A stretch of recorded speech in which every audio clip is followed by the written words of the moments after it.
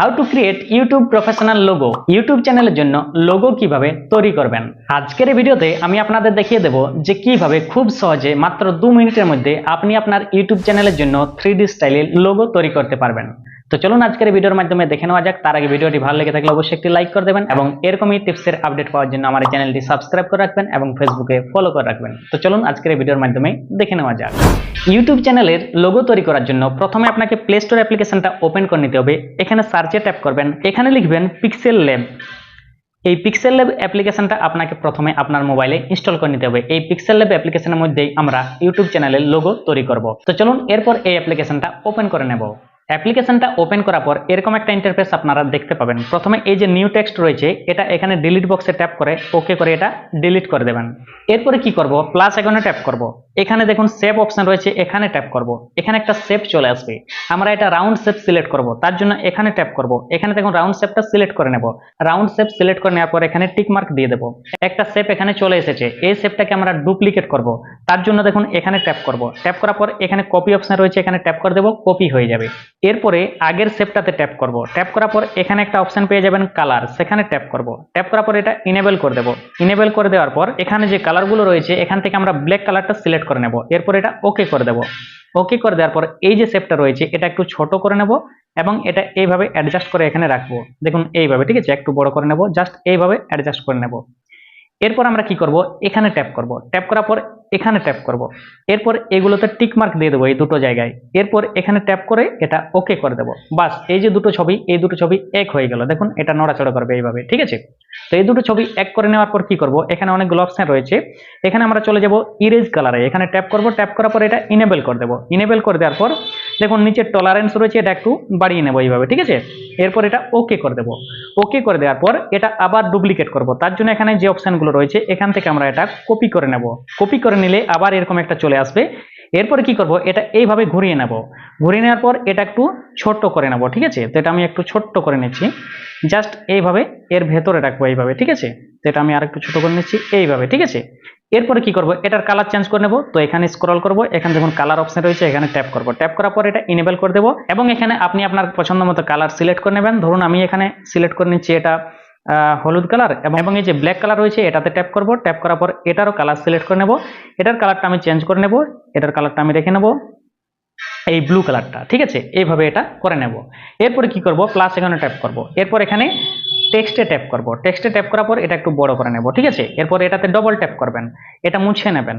এখানে আপনার ইউটিউব চ্যানেলের যে ফার্স্ট অক্ষর সেগুলো দেবেন শর্টে লেখার জন্য, ঠিক আছে। আমার যেমন এনটেক বাংলা, তাহলে আমি লিখব এনটিবি, ঠিক আছে।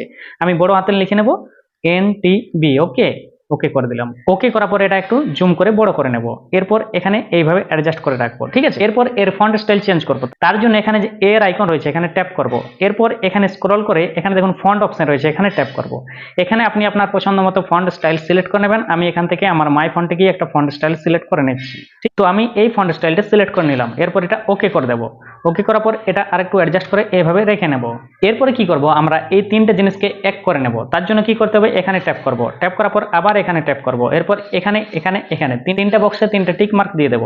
এরপর এখানে আবার ট্যাপ করব এবং এটা ওকে করে দেব। বাস, এটা তিনটা এক হয়ে গেল। দেখুন কোনোটাই আর সাইডে নড়াচড়া করবে না, ঠিক আছে।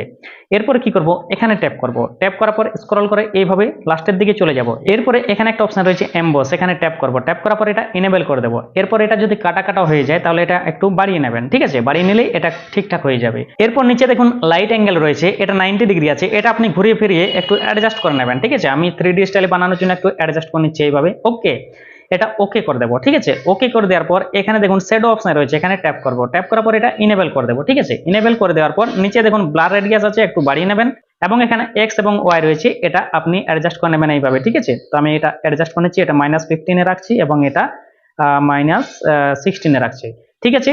দেখুন কত সুন্দর লোগোটা তৈরি হয়ে গেল। এরপর প্লাস এখানে আবার ট্যাপ করব। আবার এখানে টেক্সটে ট্যাপ করব, এটাতে ডবল ট্যাপ করে নেব। এখানে আমার চ্যানেলের নামটা লিখে নেব, নামটা হচ্ছে এন টেক বাংলা।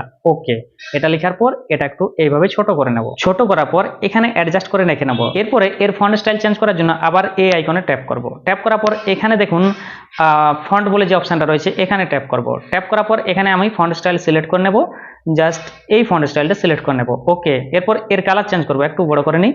এরপর এর কালার চেঞ্জ করব, তার জন্য এখানে আবার কালারে চলে যাব। আমরা কালারে গিয়ে এরপর আমরা এই নিচের অপশন ট্যাপ করে দেবো এবং এখান থেকে একটা আমি কালার সিলেক্ট করে নেব। জাস্ট এই কালারটা সিলেক্ট করে নিলাম। ওকে, এরপর এটা এইভাবে অ্যাডজাস্ট করে রেখে দেবো। বাস, লোগো তৈরি কমপ্লিট।